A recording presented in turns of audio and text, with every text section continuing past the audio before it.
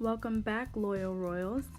In this video, I'm gonna go over nail shaping. So the first nail shape we're gonna go over is square. Square is very easy and simple.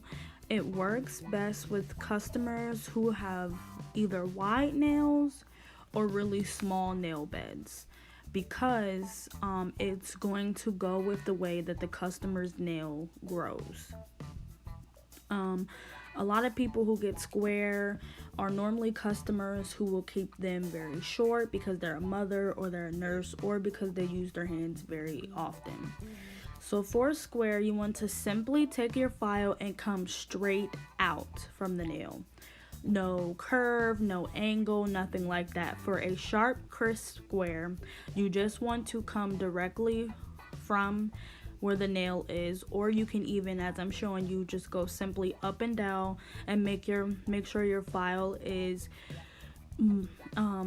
parallel or equal to where the nail tip is. And you just want to file just a little bit and make it to where the nail looks as if it's growing from the finger. Here I'm just going underneath because this nail was kind of big, so I was trying to remove some of the bottom. But for nail, it's very simple. For square, it's very simple. You don't have to do much. You just want to make sure that it looks as if the nail is growing directly out from the nail bed.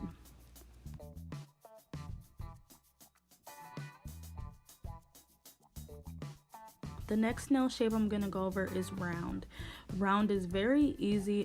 The first thing I do when I do round nails is take my scissors and slightly cut the corners of the square tip off, because that way it'll make it easier for you to curve the nail the way it's supposed to be and not have to work so hard. But for round nails, it's so simple. You're just taking your file and you're going to blend those corners in and rock the file back and forth to make the nail rounded. So basically you're going to take away any sharp corner and just soften them.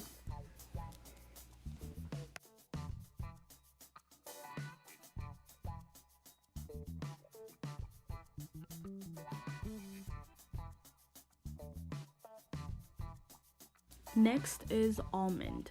So for almond nails can be done similar to how we're going to do coffin nails, but for almond nails, we're going to take our scissors. Make sure you have straight scissors also. You can find these at the dollar store, anywhere. For almond nails, you're going to slightly angle them and cut the sides of the nail tip off at an angle, just so that it is straight and that when you're filing, you don't have to work so hard to get the almond shape.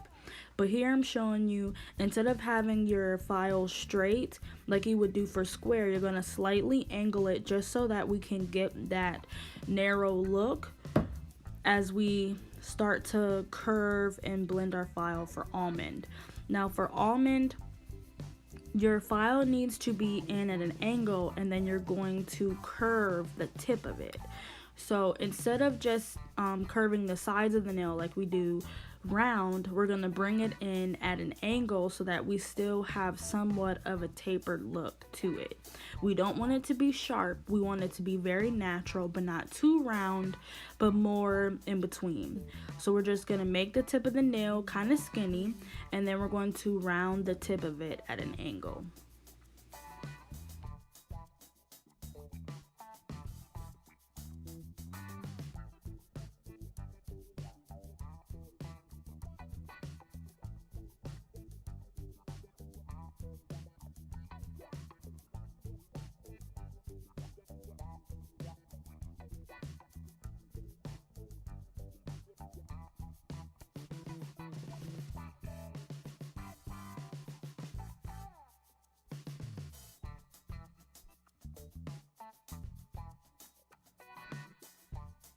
The next shape I'm going to go over is coffin.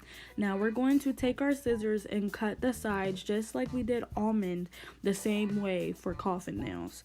Slightly at an angle, but not too much because you don't want to overcut.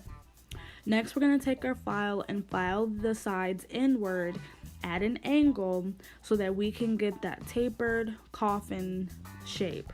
Now, This shape is really easy to achieve because you don't really have to do much but file both sides at an angle.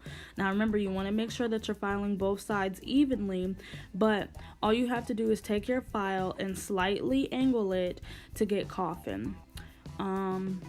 Nothing too drastic. Some people like skinny. I like my coffin to be with the shape of the nail. So if the nail is more skinny, then you'll have a skinnier coffin. But all the nail shapes should come out as natural as possible, as you want them to blend and look as if the nail is growing out of the nail bed. So yeah, very simple, very tapered. That's it. Coffin nails is a hit. It is a #1 thing that people would like. So it's pretty simple, and I'm showing you here the difference between the round, the almond, and the coffin shape.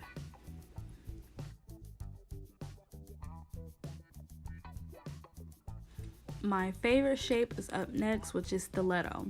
So stiletto is kind of hard because if it's too short, it looks like a sharp cat claw, and if it's too long, it just looks a little too much. So right here, I'm taking my my scissors, and I am cutting as much as I can from both corners without making the nail too skinny. And then I'm going to take my file at an angle, and I'm going to file the nail inward at an angle evenly on both sides. Now with stiletto nails, the key is to make it skinny, but not to where it's going to break or be uneven on either side. So here I'm just going to go back and forth to make sure that I get the nail very even, and the more you file, the sharper it's going to be. So I know my customers, when they want stiletto, they want them to be sharp, skinny, and they want to look like they are fierce. So that is what I go for. But when you are doing stiletto, you just want to bring your file inward and make sure you are filing even on both sides at an angle, and it'll be so easy and simple. But stiletto nails do not work for nails who are wide. Stiletto nails work for people who have like basic nail beds, or the nail beds are already smaller or skinnier. But you want to make sure that you're filing completely up, and you don't want to just file the tip, you want to file the free edge as well, so that you can make sure that it is shaped and precise on both sides.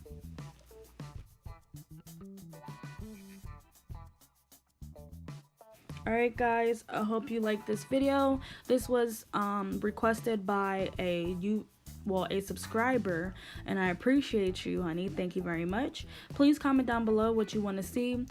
Hopefully this was very informative and helped you guys out.